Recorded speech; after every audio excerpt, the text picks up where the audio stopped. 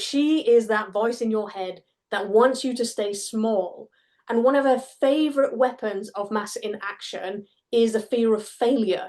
And Wreck-It Rose is the devil, and she has what I like to call weapons of mass inaction. So they are basically playing on your emotions to stop you doing things. Her whole goal in life is to stop you taking the action you need to grow your business.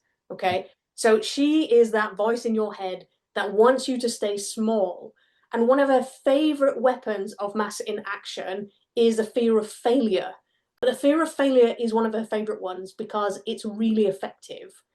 And when you're trying to get a project off the ground, let's use the $1,000 product as an example.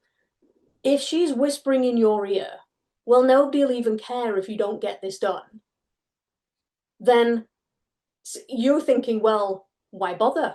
Right? I don't need to do that. I can do that tomorrow because, well, if I don't do it, nobody else is going to. So if I don't do it today, then I'll just do it tomorrow instead.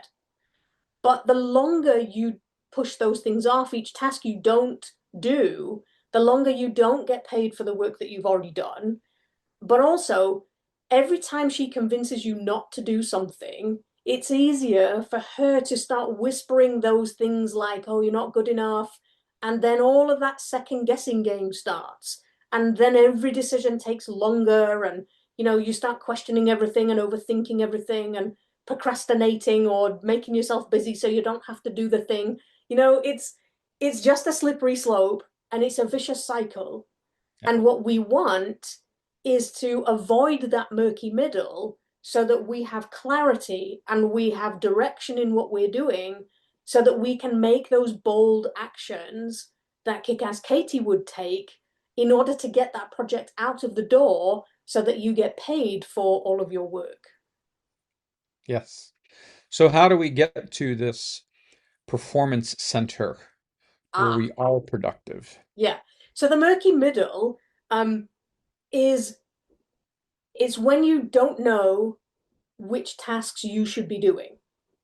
Right. So as a solo business owner, like I said, for me, everything just got piled on bit by bit by bit, and I didn't really understand that I was doing everything until it was too late.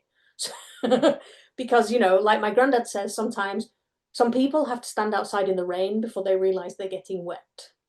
And I was like, I'm too smart for that, and then realized that was totally what I was doing.